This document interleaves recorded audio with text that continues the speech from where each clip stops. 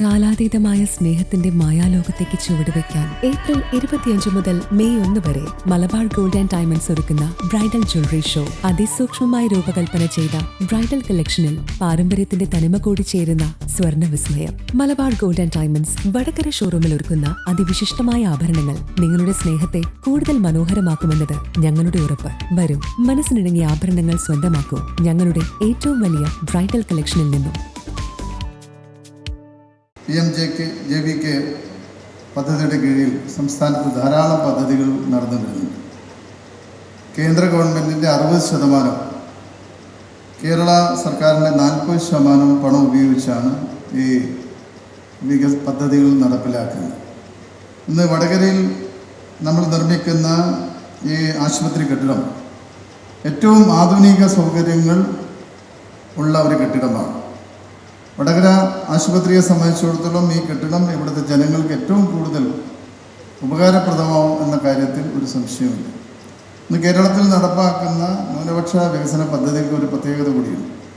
നമ്മുടെ എല്ലാ ജില്ലകളിലും ഈ പദ്ധതി ഇപ്പോൾ നടപ്പിലാക്കുന്നുണ്ട്. കേന്ദ്ര ഗവൺമെൻറ് പണം അനുവദിക്കുന്ന ഉറപ്പ് സംസ്ഥാന ഗവൺമെൻറ് വിഹിതം ചേർത്തുകൊണ്ട് ഇത് ഇന്ന് നമ്മുടെ സംസ്ഥാനങ്ങളെ എല്ലാ പ്രദേശങ്ങളും നടപ്പിലാക്കാൻ കാരണം നമ്മുടെ പ്രത്യേകമായി ന്യൂനപക്ഷം താമസിക്കുന്ന ഏരിയ അല്ലെങ്കിൽ ഭൂരിപക്ഷം താമസിക്കുന്ന ഏരിയ എന്നൊന്നുമില്ല. എല്ലാവരും ഇടകലർന്ന് ജീവിക്കുന്നത് കൊണ്ട് തന്നെ നമുക്ക് ഈ പദ്ധതിയുടെ ഗുണഫലം നാട്ടിലെ എല്ലാ ജനങ്ങൾക്കും കിട്ടുന്നുണ്ട് എന്നൊരു കാര്യം കൂടി ഈ അവസരത്തിൽ പറയുകയാണ്.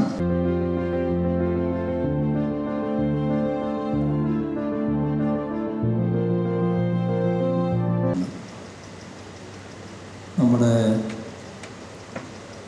ആരോഗ്യരംഗത്തിൻ്റെ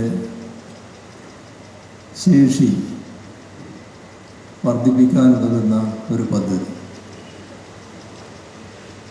നല്ല ചൂടിൻ്റെ കാലമാണല്ലോ ഇത്. ഇതിൻ്റെ സംഘാടകർ വലിയ പന്തൽ തയ്യാറാക്കിയെങ്കിലും വല്ലാതെ തിങ്ങിയിരിക്കണ്ട എന്നൊരു തോന്നൽ അവർക്കുണ്ടായിരുന്നു തോന്നുന്നുണ്ട്. അതുകൊണ്ട് ഇടപെട്ടിരിക്കാൻ നിങ്ങൾക്ക് നല്ല സൗകര്യം കിട്ടിയിട്ടുണ്ട്. അത് ഏതായാലും നന്നായി എന്നാണ് തോന്നുന്നത്. ഇവിടെ ഈ പദ്ധതിയെക്കുറിച്ച് പറഞ്ഞു കഴിഞ്ഞു. നമ്മുടെ CK നാണോ കൂടി ആ കണ്ടിരിക്കുന്നുണ്ട് അല്ലേ? അദ്ദേഹം കൂടി ഇങ്ങോട്ട് വന്നിരിക്കണം, മേലെ വന്നിരിക്കണം. വരണം. ഒരാൾ കൈപിടിക്കണം.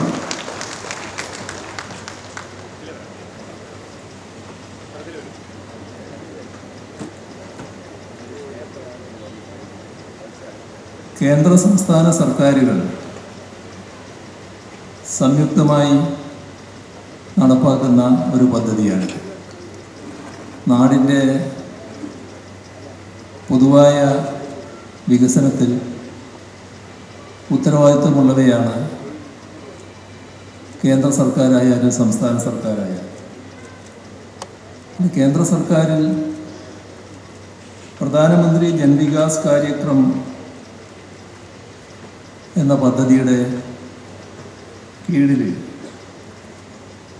അനുവദിച്ച പണം ഉപയോഗിച്ചാണ് ഇവിടെ ഈ ആശുപത്രി കെട്ടിടം സ്ഥാപിക്കുന്നത്.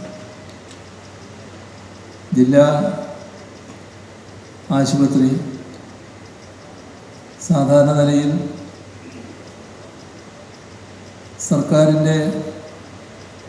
സംസ്ഥാന സർക്കാരിൻ്റെ കീഴിലാണ് എന്ന് പറയുമെങ്കിലും ജില്ലാ പഞ്ചായത്തിനാണ് സാധാരണഗതിയിലുള്ള ചുമതല. ഇവിടെ വടകരയിൽ ആശുപത്രിയുടെ ശേഷി വർദ്ധിക്കുക എന്നത് എല്ലാവരും ആഗ്രഹിക്കുന്നൊരു കാര്യം തന്നെയാണ്. പൊതുവെ നമ്മുടെ സംസ്ഥാനത്ത് ആശുപത്രിയുടെ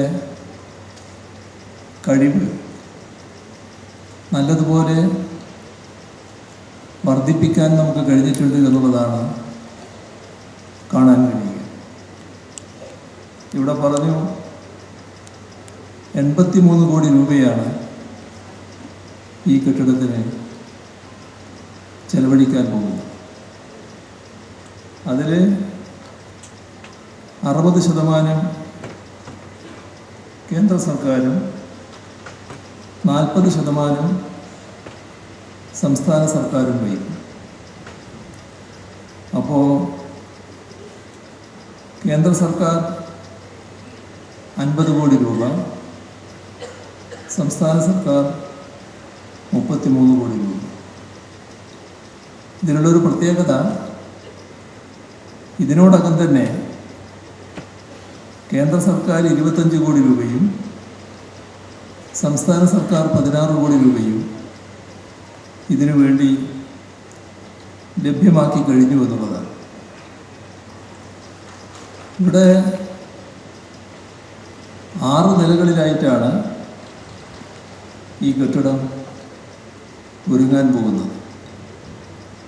1.5 ലക്ഷത്തോളം ചതുരശ്ര അടി ഉള്ള കെട്ടിടമാണ് ഒരുങ്ങാനിരിക്കുന്നത്. ഇപ്പോൾ വടകര ആശുപത്രിയുടെ കെട്ടും മട്ടും ആകെ വലിയ തോതിൽ മാറാനാണ് പോകുന്നത്. പാർക്കിംഗ് സൗകര്യവും 6 ലിഫ്റ്റുകളും, ആളുകൾ വന്നാൽ രോഗികളായവർക്ക് ഇരിക്കാനുള്ള, കാത്തിരിപ്പിനുള്ള സ്ഥലവും, ഫാർമസി, അതിനു പുറമെ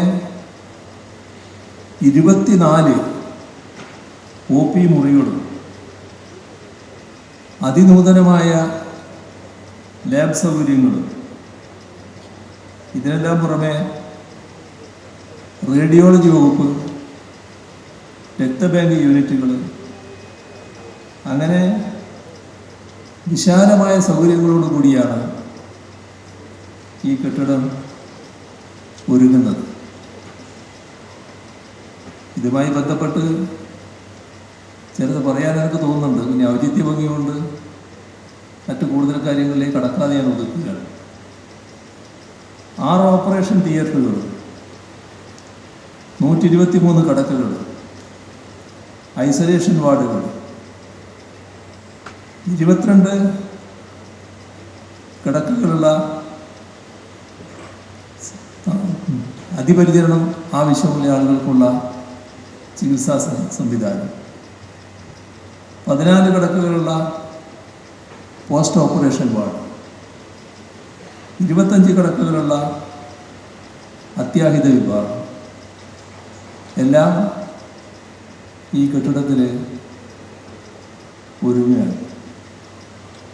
അപ്പോൾ മറ്റ് പ്രയാസങ്ങളില്ലാതെ പൂർത്തിയാക്കാൻ കഴിയുന്ന ഒരു പദ്ധതിയാണ്. ഇവിടെ ഈ പദ്ധതിയുടെ ഭാഗമായി 5 പദ്ധതികൾ കോഴിക്കോട് ജില്ലയിൽ നടപ്പാക്കുന്നുണ്ട്. അതിലേറ്റവും പ്രധാനപ്പെട്ടതാണ് വടകരയിൽ നടപ്പാക്കുന്ന പദ്ധതി. ഇത് വടകരയിലെയും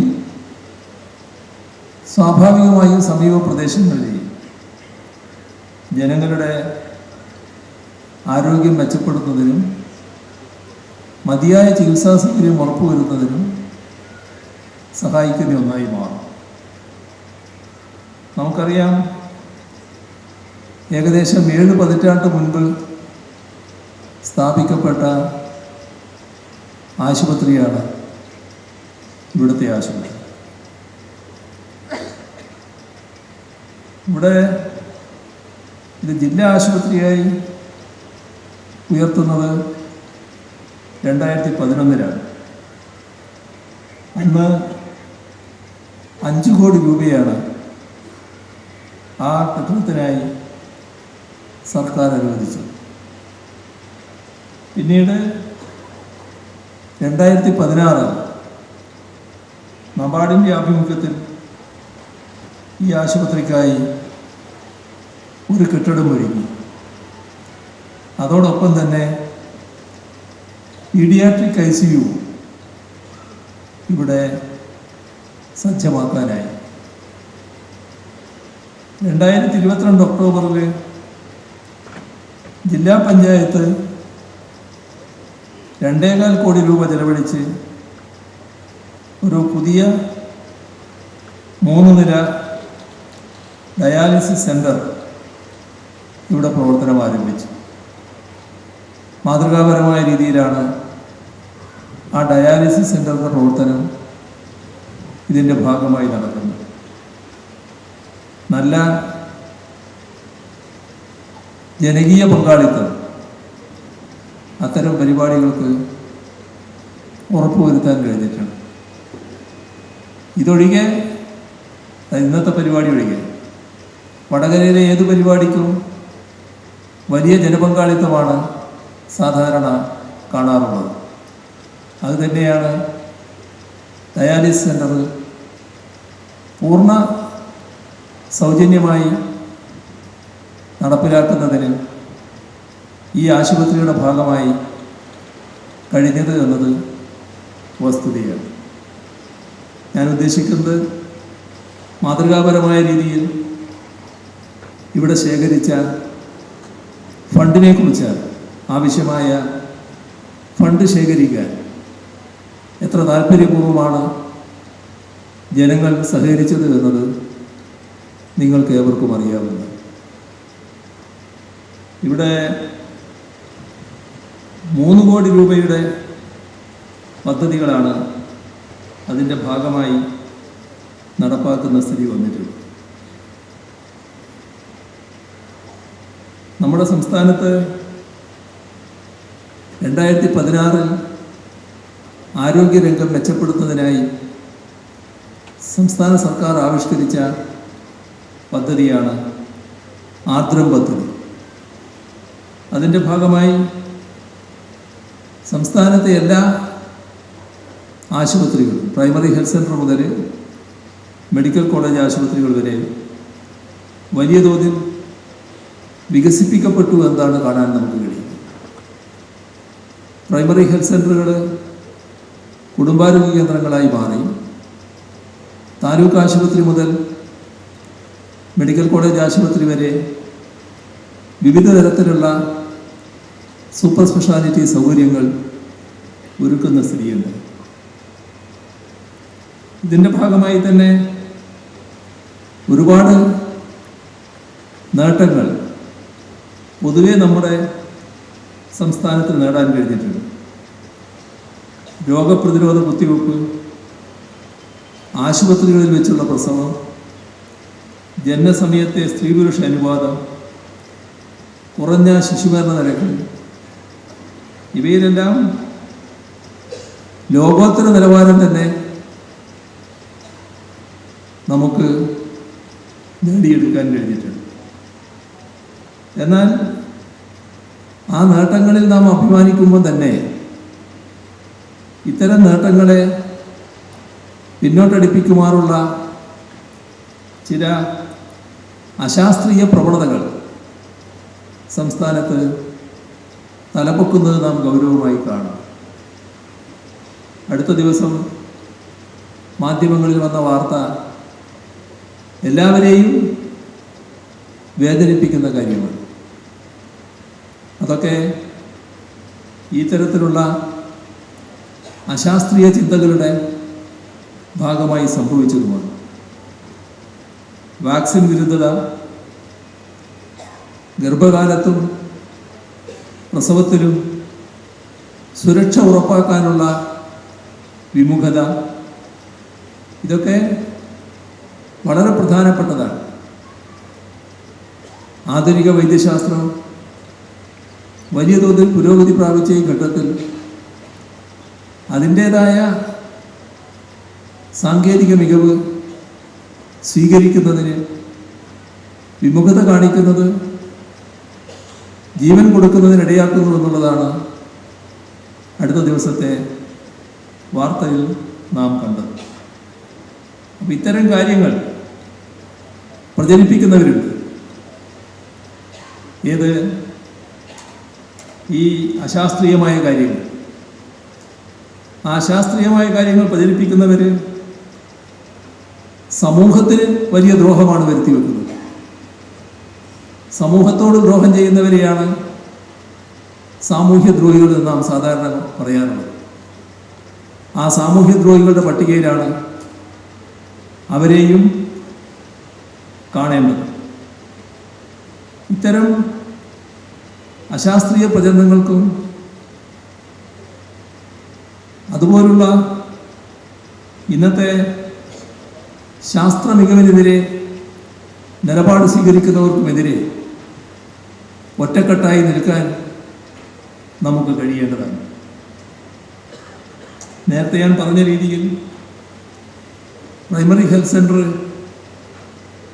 886 എണ്ണം കുടുംബാരോഗ്യ കേന്ദ്രങ്ങളാക്കി മാറ്റാനാണ് ഉദ്ദേശം. അതിൽ 674 എണ്ണം ഇതിനോടകം കുടുംബാരോഗ്യ കേന്ദ്രങ്ങളായി മാറിയിട്ടുണ്ട്. എല്ലാ ജില്ലാ ആശുപത്രികളിലും cath lab, intensive coronary care unit ആരംഭിക്കാൻ നമുക്ക് കഴിയും. താലൂക്ക് ആശുപത്രികളിൽ 44 അധിക ഡയാലിസിസ് യൂണിറ്റുകളാണ് ലഭ്യമാക്കിയത്. 83 താലൂക്ക് ആശുപത്രികളിൽ ഡയാലിസിസ് കേന്ദ്രങ്ങൾ സജ്ജമാക്കാനും കഴിഞ്ഞിട്ടുണ്ട്. ജീവിതശൈലി രോഗങ്ങളെ ചെറുക്കുക എന്ന ലക്ഷ്യത്തോടെ പ്രത്യേക ക്യാമ്പയിനുകൾ നാം നടപ്പാക്കി വരികയാണ്. ക്യാൻസർ ചികിത്സക്കായി 5 മെഡിക്കൽ കോളേജുകളിൽ ക്യാൻസർ സെൻ്ററുകൾ ഒരുക്കി. 105 തസ്തികകൾ സൃഷ്ടിച്ചു. കുട്ടികളിലെ ഹൃദ്രോഗങ്ങൾ കണ്ടെത്തി ചികിത്സിക്കുന്നതിന് ഹൃദ്യം പദ്ധതി ആരംഭിച്ചു. കാണേണ്ടത് 1300-ലധികം ശസ്ത്രക്രിയകളാണ് ഇതിലൂടെ നടത്തിയത്. നമ്മുടെ സംസ്ഥാനത്ത് 43 ലക്ഷം കുടുംബങ്ങൾക്ക് കാരുണ്യ ആരോഗ്യ ഇൻഷുറൻസ് ലഭ്യമാക്കി വരികയാണ്. ഇതിനു പുറമെ കാരുണ്യ ആരോഗ്യ സുരക്ഷാ പദ്ധതി ഇതൊരു പുതിയ ഇൻഷുറൻസ് പദ്ധതിയാണ്. അതും സംസ്ഥാന സർക്കാർ നടപ്പാക്കിയിട്ടുണ്ട്. ഓരോ വർഷവും 5 ലക്ഷം രൂപയുടെ സൗജന്യ ചികിത്സയാണ് പുതിയ പദ്ധതിയിലൂടെ സർക്കാർ ലക്ഷ്യമിടുന്നത്. എല്ലാം എണ്ണി പറയാൻ ഞാൻ തയ്യാറാകുന്നില്ല. ഇങ്ങനെ ആരോഗ്യ മേഖലയിൽ എടുത്തു പറയാവുന്ന ഒട്ടേറെ നേട്ടങ്ങൾ ഈ ഘട്ടത്തിൽ നേടാൻ നമുക്ക് കഴിഞ്ഞിട്ടുണ്ട്. ഇതിലെല്ലാം ജനങ്ങളുടെ ഭാഗത്ത് നിന്ന് വലിയ തോതിലുള്ള സഹകരണമാണ് ഉണ്ടായത്. ആ സഹകരണത്തിൻ്റെ ഭാഗമായാണ് നമ്മുടെ പൊതുജനാരോഗ്യ സംവിധാനങ്ങളെ സംരക്ഷിക്കാനും കൂടുതൽ മെച്ചപ്പെടുത്താനും മുന്നേറാനും സംസ്ഥാനത്ത് കഴിഞ്ഞത് എന്നത് നാം കാണുന്നു. അതേസമയം നമ്മുടെ നിത്യജീവിതത്തിൻ്റെ ഭാഗമായി ആരോഗ്യകരമായ ശീലങ്ങൾ ഉണ്ടാവണം. മാലിന്യ സംസ്കരണമടക്കമുള്ള പ്രവർത്തനങ്ങൾ ഗൗരവത്തോടെ ഏറ്റെടുക്കാനാവണം. അങ്ങനെയെല്ലാം വന്നാൽ പകർച്ചവ്യാധികളെ ഒരു പരിധിവരെ തടയാൻ നമുക്ക് കഴിയും. നമ്മുടെ സമൂഹം ആരോഗ്യപരമായ 2 പ്രധാന വെല്ലുവിളികളാണ് നേരിടുന്നത്. ഒന്ന് പകർച്ചവ്യാധികളുടെ വ്യാപനം, മറ്റൊന്ന് ജീവിതശൈലി രോഗങ്ങൾ. ഇവ രണ്ടും ചെറുക്കുന്നതിന് നമുക്ക് കഴിയും. അതിനുതകുന്ന പദ്ധതികളാണ് സർക്കാർ നടപ്പാക്കി വരുന്നത്. പകർച്ചവ്യാധികളിലധികവും ജന്തുജന്യ രോഗങ്ങളാണ്. അതുകൊണ്ട് തന്നെ അവയെ തടയാനാണ് വൺ ഹെൽത്ത് പോലുള്ള പദ്ധതികൾ നടപ്പാക്കുന്നത്. ജീവിതശൈലി രോഗങ്ങളെ ചെറുക്കുന്നതിന് ശൈലി ആപ്പ് രൂപീകരിച്ച് വിവരശേഖരണം നൽകി പൊതുജനങ്ങൾക്ക് നിർദ്ദേശം നൽകി വരുന്നുമുണ്ട്.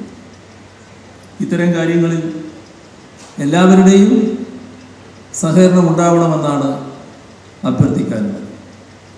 വടകരയിലെ ആശുപത്രിക്കായി ഈ തുക അനുവദിച്ച കേന്ദ്ര ഗവൺമെൻറ്റിനോടുള്ള കൃതജ്ഞത ഈ ഘട്ടത്തിൽ രേഖപ്പെടുത്തിക്കൊണ്ട് ഈ ആശുപത്രി ഘട്ടത്തിൻ്റെ ശിലാസ്ഥാപനം നിർവഹിച്ചതായി അറിയിച്ചുകൊണ്ട് അവസാനിപ്പിക്കുന്നു.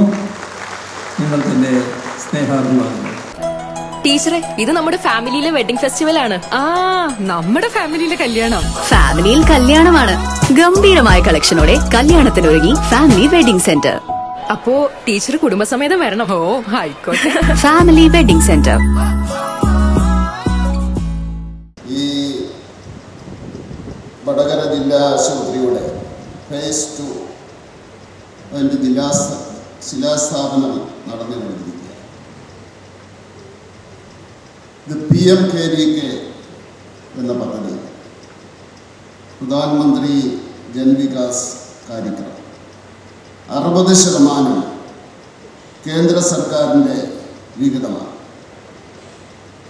ഈ പദ്ധതി ആരംഭിച്ചത് 2009-2010 കാലഘട്ടത്തിൽ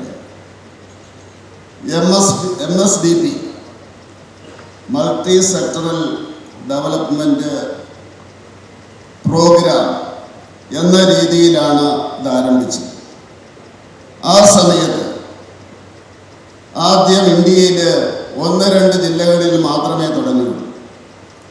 ഇതിൻ്റെ നിബന്ധന എന്ന് പറയുന്നത് ഏത് പ്രദേശത്താണോ തുടങ്ങുന്നത്, അതായത് തദ്ദേശ സ്വയംഭരണ സ്ഥാപനത്തിലാണെങ്കിൽ അവിടെ, ജില്ലയിലാണെങ്കിൽ അവിടെ, ബ്ലോക്കിലാണെങ്കിൽ അവിടെ 25% ജനങ്ങൾ ന്യൂനപക്ഷങ്ങളായി. അതാണ് അതിൻ്റെ നിബന്ധന. ഈ MSDP 2018-2019 ആയപ്പോഴത്തേക്കും അതിനെ പ്രധാനമന്ത്രി ജൻ വികാസ് കാര്യക്രം എന്നുള്ള രീതിയിൽ മാറ്റി. അതിൻ്റെ ഉദ്ദേശ ലക്ഷ്യങ്ങൾ മാറ്റി. എല്ലാ അടിസ്ഥാന വികസനത്തിനും 60% പണം കേന്ദ്ര സർക്കാർ കൊടുക്കും. അതിപ്പോഴേ എല്ലാ ജില്ലകളിലും സാധ്യമാണ്, എല്ലാ ബ്ലോക്കുകളിലും സാധ്യമാണ്. നിബന്ധന 25% അതിലേറെയോ ന്യൂനപക്ഷങ്ങൾ ഉണ്ടായിരിക്കും. പാവപ്പെട്ട ന്യൂനപക്ഷങ്ങൾക്ക് വേണ്ടിയുള്ള പദ്ധതികളാണ്. അതിൻ്റെ അകത്ത് നേരത്തെ ചില നിബന്ധനകൾ ഉണ്ടായിരിക്കും. മുനിസിപ്പാലിറ്റിയിൽ നിന്ന് പ്രമേയം പാസ്സാക്കണം, കളക്ടറേറ്റിൽ കൊടുക്കണം, അവിടുന്ന് ചീഫ് സെക്രട്ടറിയുടെ പെർമിഷൻ കമ്മിറ്റി വേണം. ഇപ്പൊ കേന്ദ്ര സർക്കാർ നോക്കുന്നത് സംസ്ഥാന സർക്കാരിൻ്റെ റിക്വസ്റ്റ് ഉണ്ടോ എന്ന് മാത്രമാണ് നോക്കുന്നത്. മറ്റൊന്ന്, ഇതിനെപ്പറ്റി ഒരു തെറ്റിദ്ധാരണയുള്ളത്, സംസ്ഥാന സർക്കാരിന് മാത്രമേ 40% കൊടുക്കാൻ പാടുള്ളൂ. അങ്ങനെയില്ല. സംസ്ഥാന സർക്കാർ അംഗീകരിക്കുന്ന ഏജൻസികൾ, municipality, panchayat, NGO, private sector, അതിൻ്റെ നിബന്ധന സംസ്ഥാന സർക്കാർ റെക്കമെൻഡ് ചെയ്യണം എന്നാണ്. അത് മാത്രമല്ല, ഇത് എല്ലാ വികസനത്തിനും, ഞാൻ അബ്ദുൾ റഹ്മാൻ സാറുമായിട്ട് പല പരിപാടികളിലും പങ്കെടുക്കുകയുണ്ടായി. മാർക്കറ്റ്, അതുപോലെ സ്കൂള്, വർക്കിംഗ് വിമൻസ് ഹോസ്റ്റല്, അടിസ്ഥാന വികസനത്തിന് വേണ്ടി ഈ ന്യൂനപക്ഷ മേഖലയിൽ എന്താവശ്യമുണ്ടെങ്കിലും അതിനുവേണ്ടി നിങ്ങൾക്ക് അപേക്ഷിക്കാം. നിബന്ധനകൾ 2 ഉള്ളൂ. ആ പ്രദേശത്ത് 25% അതിലേറെയോ ന്യൂനപക്ഷങ്ങൾ ഉണ്ടായിരിക്കണം. രണ്ടാമത്തെ നിബന്ധന, സംസ്ഥാന സർക്കാരിൻ്റെ അനുമതി ഉണ്ടായിരിക്കണം എന്നുള്ളതാണ്. അപ്പം ഞങ്ങളൊരു പരിപാടിയിൽ പങ്കെടുക്കുമ്പോൾ ഒരു മുനിസിപ്പാലിറ്റി 58 ലക്ഷം രൂപ ഈ പദ്ധതിക്ക് വേണ്ടി കൊടുക്കുന്നു എന്ന് പറയുകയുണ്ട്. അതുകൊണ്ട് ഇത് ധാരാളം പണമുണ്ട് ഇതിന്. ഇത് രാജ്യത്തിൻ്റെ വികസനത്തിൻ്റെ, അതിനുവേണ്ടി അടിസ്ഥാന വികസനത്തിന് വേണ്ടി നീക്കി വച്ചിരിക്കുന്ന തുകയുടെ ഒരു നിശ്ചിത ശതമാനം, 15% ഇതിനു വേണ്ടി മാറ്റിവെച്ചിരിക്കുക. അതെന്താണെന്ന് ചോദിച്ചാൽ പല സംസ്ഥാനങ്ങളിൽ ന്യൂനപക്ഷങ്ങൾ വസിക്കുന്ന പ്രദേശങ്ങളിൽ വികസനമില്ല. അത് മനസ്സിലാക്കിക്കൊണ്ടാണ് ഇത് നൽകുന്നത്. ഓരോ സ്കീമും നടപ്പിലാക്കുമ്പോൾ പ്രധാനമന്ത്രി പറയും ഇത് ഔദാര്യമല്ല, ഇത് അവകാശമാണ്.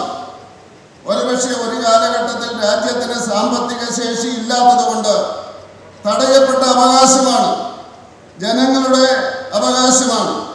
എല്ലാ പ്രദേശവും ഒരുപോലെ വികസിക്കുന്നതിന് വേണ്ടിയാണ് ഇത് ചെയ്യുന്നത്.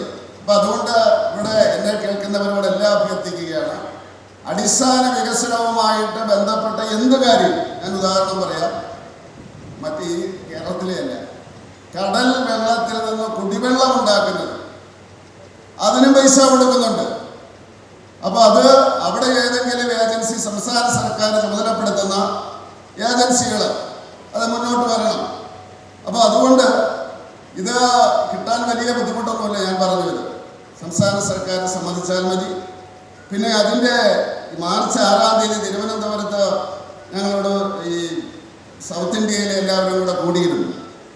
അപ്പം ഞാൻ അബ്ദുൽ നാസറിനോടും അതുപോലെ തന്നെ സുധീറിനോടും ഒക്കെ പറയുകയുണ്ടായി, ഇത് പരമാവധി ഉപയോഗിക്കണം. പിന്നെ യൂസ് എങ്ങനെ തരേണ്ടതെന്നും അത് ഞാൻ പറഞ്ഞിട്ടുണ്ട്. പെട്ടെന്ന് എങ്ങനെയാണ് തരുന്നത്? ഈ കേരളത്തിലൊരു കുഴപ്പമെന്ന് പറഞ്ഞ് ഇത് പെയിൻ്റ് അടിച്ച് ഇവനെ സുന്ദരനാക്കിയിട്ടൊക്കെ വേണം എന്നുള്ള തെറ്റിദ്ധാരണയുണ്ട്. അങ്ങനെയൊന്നുമില്ല. നിങ്ങളുടെ കയ്യിൽ എപ്പോഴും ഈ പൈസ പോകുന്നു, നിങ്ങളുടെ കയ്യിൽ നിന്ന് പോകുന്നു, അപ്പം തരാം, അപ്പം പൈസ വരും.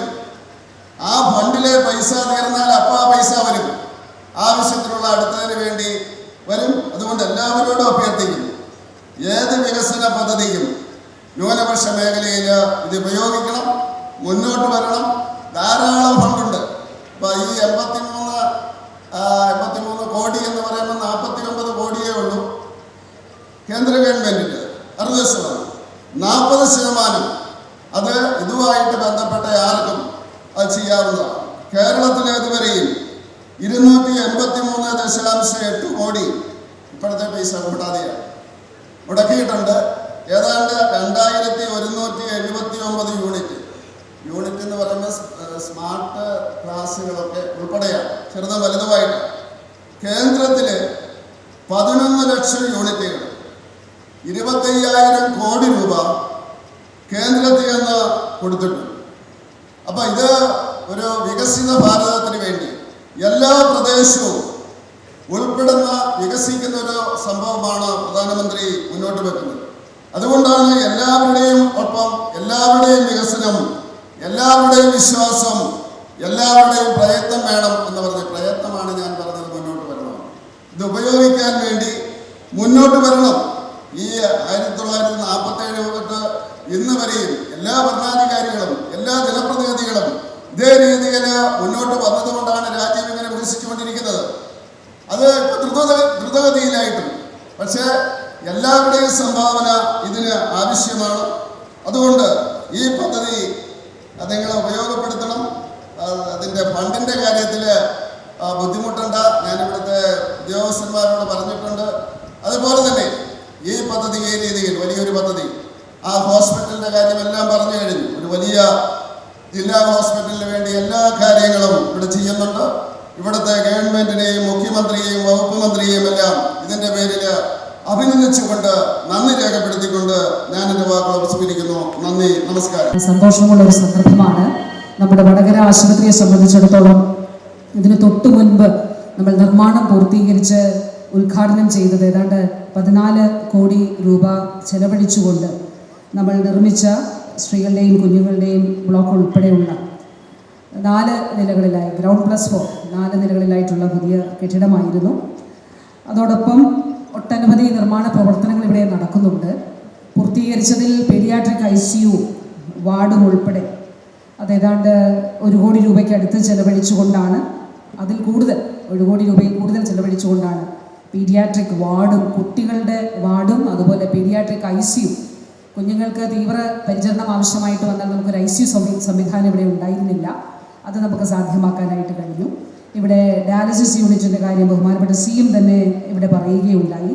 നിലവിൽ പ്രസവ ശാക്തീകരണ വാർഡ് അതിൻ്റെ പ്രവർത്തനങ്ങളുമായിട്ട് ബന്ധപ്പെട്ട് നമ്മുടെ ലേബർ വാർഡും ഓപ്പറേഷൻ തിയേറ്ററും ഉൾപ്പെടെ ദേശീയ സ്റ്റാൻഡേർഡ്സ് അനുസരിച്ച് നവീകരിക്കുന്നതിൻ്റെ ഭാഗമായി 2,67,00,000 രൂപ അനുവദിച്ചുകൊണ്ട് അതിൻ്റെ നിർമ്മാണ പ്രവർത്തനം നടക്കുന്നുണ്ട്. നമ്മൾ നേരത്തെ പറഞ്ഞ സ്ത്രീകളുടെയും കുട്ടികളുടെയും കെട്ടിടത്തിൻ്റെ അവിടെയാണ് ഇത് നിർമ്മാണം നടക്കുന്നത്. ഈ മാസം 30-ാം തീയതി തന്നെ ഈ നിർമ്മാണം പൂർത്തീകരിച്ച് കൈമാറാമെന്നുള്ളതാണ് പറഞ്ഞിട്ടുള്ളത്. അതുകൂടാതെ വയോജന വാർഡുണ്ട് 50 ലക്ഷം രൂപ ഉപയോഗിച്ചുകൊണ്ട്. ഇപ്പോൾ കേരളത്തെക്കുറിച്ച് നമ്മൾ പറയുമ്പോൾ ഇവിടെ ബഹുമാനപ്പെട്ട CM പറഞ്ഞു, നവോത്ഥാന കാലഘട്ടത്തിൽ തുടങ്ങിയ നമ്മുടെ പ്രവർത്തനങ്ങളാണ് കേരളത്തിൻ്റെ ആരോഗ്യ മേഖലയിൽ മെറ്റേണൽ മോർട്ടാലിറ്റി, മാതൃമരണ നിരക്ക് ഏറ്റവും കുറഞ്ഞ നിരക്കിൽ, ഏറ്റവും കുറഞ്ഞത്, രാജ്യത്തെ ഏറ്റവും ബെസ്റ്റാണ് നമ്മൾ. അതുപോലെ ശിശുമരണ നിരക്ക് ഏറ്റവും കുറവ് നമ്മുടേതാണ്. ആദ്യ സർക്കാർ, കേരള സംസ്ഥാനം രൂപീകൃതമായതിനു ശേഷം ആദ്യത്തെ സർക്കാരിൻ്റെ കാലഘട്ടം മുതൽ സാർവത്രിക വിദ്യാഭ്യാസ നിയമവും ഭൂപരിഷ്കരണ നിയമവും ഒക്കെ അങ്ങനെ നിയമനിർമ്മാണങ്ങളിലൂടെ ഉൾപ്പെടെ നാം ആർജിച്ച സാമൂഹ്യ മുന്നേറ്റത്തിലൂടെ രൂപപ്പെട്ട ബോധ്യങ്ങളിലൂടെയാണ് നമുക്കിത് കൈവരിക്കാൻ സാധിച്ചത്. അപ്പോൾ ആ മികവ് കൂടുതൽ മെച്ചപ്പെട്ട് നിലനിർത്താനാണ് നമ്മൾ ശ്രമിക്കുന്നത്. അതുകൊണ്ടാണ് ഇൻഫൻറ്റ് മോർട്ടാലിറ്റി 4.3 ലോകാരോഗ്യ സംഘടന പറഞ്ഞു 2030 ആകുമ്പോൾ 6 ആയാൽ മതി, രാജ്യത്ത് 6 ആകണം. 6 ആയാൽ മതി എന്നല്ല, 6 ആകണം രാജ്യത്ത്. നമ്മൾ 6 കഴിഞ്ഞ് വീണ്ടും താഴേക്ക് 4.3 ആണ്. ഏറ്റവും നല്ല നിലയിലാണ് നമ്മുടെ IMR ഉള്ളത്.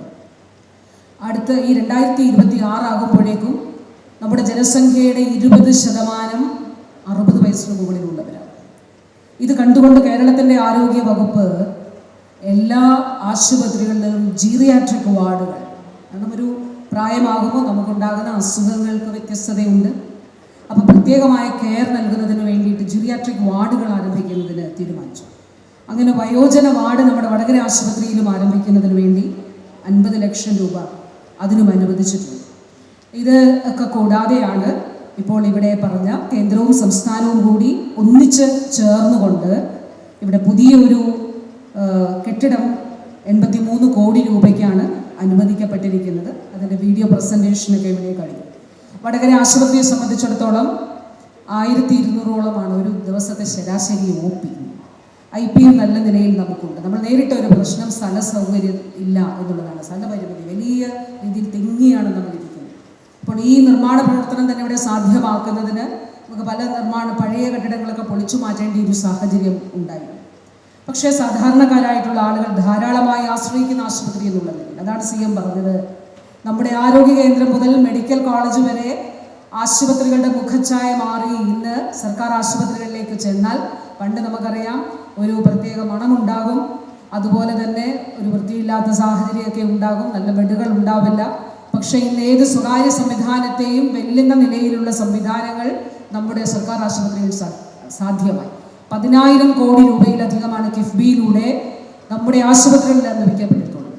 ആരോഗ്യ കേന്ദ്രങ്ങൾ കുടുംബാരോഗ്യ കേന്ദ്രങ്ങളായപ്പോൾ അത് ബോർഡ് മാറ്റിവെക്കുക മാത്രമല്ല, ആ പ്രദേശത്തെ കുടുംബങ്ങളുടെ ആരോഗ്യ കേന്ദ്രമാണ്. ഈ സർക്കാരിൻ്റെ കാലത്ത് ഒരു കാര്യം കൂടി നമ്മൾ ചെയ്തു. പണ്ടത്തെ സബ് സെൻ്ററുകൾ ഉണ്ടല്ലോ, ആ സബ് സെൻ്ററുകളെ ജനകീയ ആരോഗ്യ കേന്ദ്രങ്ങളാക്കി 3-4 വാർഡ് ചേർന്നെടുത്ത് 5000 ജനസംഖ്യ വരുന്നിടത്ത് ഏകദേശം 5000 വരുന്നിടത്ത് ജനകീയ ആരോഗ്യ കേന്ദ്രം. ഇപ്പോൾ താലൂക്ക് ആശുപത്രി, ജില്ലാ ആശുപത്രി, ഡയാലിസിസ് യൂണിറ്റും മറ്റു സൗകര്യവും ഇവിടെ ഏതാണ്ട് 12 മേജർ ഓപ്പറേഷൻ ഒരു ദിവസം വടകര താലൂക്ക് ആശുപത്രിയിൽ നടക്കുന്നു. ഇതൊന്നും മാധ്യമങ്ങളിൽ വരില്ല. കാരണം ഇങ്ങനെയുള്ള നല്ല കാര്യങ്ങളൊന്നും ബഹുഭൂരിപക്ഷം മാധ്യമങ്ങളും അത് കാണാതെ ഇരിക്കും എന്നുള്ള യാഥാർത്ഥ്യത്തിൻ്റെ കൂടി മുന്നിൽ നിന്നുകൊണ്ടാണ് നമുക്ക് ഇതിവിടെ പറയുന്നത്. ഇപ്പോൾ 12-ലധികം മേജർ സർജറീസ് നമ്മുടെ ഈ ആശുപത്രി നടക്കും. ഇവിടുന്ന് 50 കിലോമീറ്റർ യാത്ര ചെയ്ത് കോഴിക്കോട് മെഡിക്കൽ കോളേജിൽ എത്തുന്നതിനേക്കാൾ ഇവിടെ ലഭ്യമാകുന്ന സൗകര്യങ്ങൾ പരമാവധി, എല്ലാ സൗകര്യങ്ങളും നമുക്കിവിടെ ചെയ്യാൻ കഴിയില്ല, എല്ലാ സർജറിയും ഇവിടെ ചെയ്യാൻ കഴിയില്ല, ഇവിടെ നമുക്കിപ്പോൾ ട്രാൻസ്പ്ലാന്റേഷൻ ചെയ്യാൻ കഴിയില്ല. പക്ഷേ സാധ്യമായത് പരമാവധി ചെയ്യുക എന്നുള്ളതാണ് നമ്മൾ ലക്ഷ്യമിടുന്നത്. അതുപോലെ മെഡിക്കൽ കോളേജുകളിൽ വലിയ മാറ്റം 567 കോടി രൂപ അനുവദിച്ചുകൊണ്ട് കോഴിക്കോട് ജില്ലയ്ക്ക് കേരളത്തിൻ്റെ ആരോഗ്യ ചരിത്രത്തിൽ തന്നെ ആദ്യമായി ഒരു സ്റ്റേറ്റ് ട്രാൻസ്പ്ലാന്റ് ഇൻസ്റ്റിറ്റ്യൂട്ട് ആരംഭിക്കുന്നതിന് വേണ്ടി ഈ സർക്കാർ അനുമതി നൽകി. അതിൻ്റെ നിർമ്മാണ പ്രവർത്തനങ്ങൾ ആരംഭിക്കാനായിട്ട് പോവുകയാണ്. 567 കോടി രൂപയാണ്. ട്രാൻസ്പ്ലാന്റ് ചെയ്യുക എന്നുള്ളത് മാത്രമല്ല, ട്രാൻസ്പ്ലാന്റേഷനിൽ ആളുകളെ എത്തിക്കാതിരിക്കാൻ വേണ്ടിയിട്ടുള്ള ചികിത്സയും പ്രതിരോധവും ഇതിൻ്റെ ഭാഗമായി ഗവേഷണവും നടത്തണമെന്നുള്ളത്. നിപ്പയുമായി ബന്ധപ്പെട്ട് one health centre for Nipah research Kozhikode ആരംഭിക്കുന്നതിന് നമുക്ക് കഴിയും. മെയ് മാസം മുതൽ ഒക്ടോബർ വരെയാണ് നിപ്പയുമായിട്ട് ബന്ധപ്പെട്ട് നമുക്ക് ഏറ്റവും ചാലഞ്ചിങ് ആയിട്ടുള്ളൊരു സമയം. നമ്മളിപ്പോൾ ആരോഗ്യ സഭകൾ കൂടാനായിട്ട് പോവുകയാണ്. നമ്മുടെ കുറ്റ്യാടി മേഖലയിൽ ഉൾപ്പെടെ നമ്മൾ മാപ്പ് ചെയ്തിട്ടുള്ള ഇടങ്ങളിൽ ആരോഗ്യ സഭകൾ കൂടി ജനപങ്കാളിത്തത്തോടു കൂടി നിപ്പ ഉൾപ്പെടെയുള്ള പകർച്ചവ്യാധികളെ പ്രതിരോധിക്കാൻ പോവുകയാണ്. ഒരു കാര്യം കൂടി പറഞ്ഞ് എൻ്റെ വാക്കുകൾ അവസാനിപ്പിക്കുന്നു. ഈ വർഷം 2025 കേരളത്തിൻ്റെ ആരോഗ്യ മേഖലയിൽ സവിശേഷമായിട്ടുള്ള മറ്റൊരു പ്രവർത്തനത്തിന് നമ്മൾ തുടക്കം കുറിക്കുകയാണ്. എന്താണെന്ന് അറിയാമോ? നമ്മളിപ്പോൾ സംസ്ഥാന തലത്തിൽ നമ്മളെല്ലാവരും കൂടെ ഇരുന്ന് ഇങ്ങനെ കോഴിക്കോട് ഇന്നിടത്ത് പ്രശ്നമുണ്ട്, തിരുവനന്തപുരത്ത് ഇന്ന സ്ഥലങ്ങളിൽ പ്രശ്നമുണ്ട്, ഇവിടെ ഡെങ്കിയുണ്ട്, അവിടെ ലെപ്റ്റോ മൂലം മരണമുണ്ടായി. ഇപ്പോൾ നമ്മളിത് വികേന്ദ്രീകരിച്ചുകൊണ്ട് പഞ്ചായത്ത് അടിസ്ഥാനത്തിൽ വരികയാണ്. ഒരു പഞ്ചായത്ത് പ്രസിഡന്റ് ഉൾപ്പെടെ അവിടുത്തെ മെഡിക്കൽ ഓഫീസർ ഉൾപ്പെടെ ആ ടീം ഇരുന്നു കൊണ്ട് ഓരോ പഞ്ചായത്തിനും പകർച്ചവ്യാധി പ്രതിരോധത്തിന് വേണ്ടിയിട്ടൊരു കർമ്മ പദ്ധതി നമ്മൾ ഈ വർഷം മുതൽ ഇപ്പോൾ ഏപ്രിൽ 30-നകം എല്ലാ ആരോഗ്യ കേന്ദ്രങ്ങളും പബ്ലിഷ് ചെയ്യണമെന്നുള്ളതാണ് നമ്മൾ അത് പറഞ്ഞിട്ടുള്ളത്. അതിൻ്റെ ഗുണം ഇപ്പോൾ ഇവിടെ ഈ നമ്മുടെ തദ്ദേശ സ്ഥാപനത്തിൻ്റെ പരിധിയിൽ എവിടെയൊക്കെയാണ് ഡെങ്കി വന്നിട്ടുള്ളത്, എവിടെയൊക്കെയാണ് കൊതുകുകൾ കൂടുതലുള്ളത്, സിക്ക വരാൻ സാധ്യതയുള്ളത് എവിടെയൊക്കെയാണ് മാപ്പ് ചെയ്ത് പ്രസിദ്ധീകരിക്കും. അതിൽ എല്ലാവരുടെയും ഇടപെടൽ ആവശ്യമായിട്ടുണ്ട്. അപ്പോൾ അത് ആദ്യമായിട്ടാണ് പൊതുജനാരോഗ്യ ചരിത്രത്തിലും അത് ആ നിലയിൽ തന്നെ ആദ്യമായിട്ടാണ് എന്നുള്ളത് കൂടി പറഞ്ഞുകൊണ്ട് വടകരയിലെ പ്രിയപ്പെട്ട എല്ലാവരോടും, അതുപോലെ ബഹുമാനീയരായിട്ടുള്ള മിനിസ്റ്റേഴ്സ് ഉൾപ്പെടെയുള്ള എല്ലാ ജനപ്രതിനിധികളോടും, പ്രത്യേകിച്ച് CM തന്നെ നമ്മുടെ ഈ ഉദ്ഘാടനം നിർവഹിച്ചത് എത്രത്തോളം പ്രാധാന്യത്തോടെയാണ് നമ്മുടെ വികസന പ്രവർത്തനങ്ങളെ സർക്കാർ കാണുന്നത് എന്നുള്ളതിൻ്റെ കൂടി ദൃഷ്ടാന്തമാണ്. അതുപോലെ ബഹുമാന്യനായിട്ടുള്ള കേന്ദ്ര സഹമന്ത്രിയുടെ സാന്നിധ്യമുണ്ട്. ജില്ലയുടെ ചുമതലയുള്ള ബഹുമാന്യനായിട്ടുള്ള മുഹമ്മദ് റിയാസ് മിനിസ്റ്റർ ഇവിടെ സന്നിഹിതനാണ്. ബഹുമാന്യനായിട്ടുള്ള അബ്ദുൾ റഹ്മാൻ മിനിസ്റ്ററോട് പ്രത്യേകമായി ആരോഗ്യവകുപ്പ് നന്ദി അറിയിക്കുന്നു. നമുക്ക് 83 കോടി രൂപ ഇതിൻ്റെ ഭാഗമായിട്ട് ലഭ്യം ആക്കിയതിൽ പ്രത്യേകമായി നന്ദി അറിയിക്കുന്നു. കോഴിക്കോടിന് വേണ്ടി ഒരു അപേക്ഷ കൂടിയുണ്ട്. അത് മിനിസ്റ്റർ ഓൾറെഡി അയച്ചിട്ടുണ്ട്. അത് ബഹുമാന്യനായിട്ടുള്ള കേന്ദ്ര സഹമന്ത്രി ഇവിടെയുണ്ട്. നമ്മുടെ മാനസികാരോഗ്യ കേന്ദ്രത്തിനു വേണ്ടി ഇതേ സ്കീമിൽ പെടുത്തിക്കൊണ്ട് 100 കോടി രൂപ അനുവദിക്കണം എന്നുള്ളത് നമ്മൾ അഭ്യർത്ഥിച്ചിരുന്നു. അതുകൂടി സാധ്യമാക്കും എന്നുള്ള പ്രതീക്ഷ തീർച്ചയായിട്ടും ഉണ്ട്.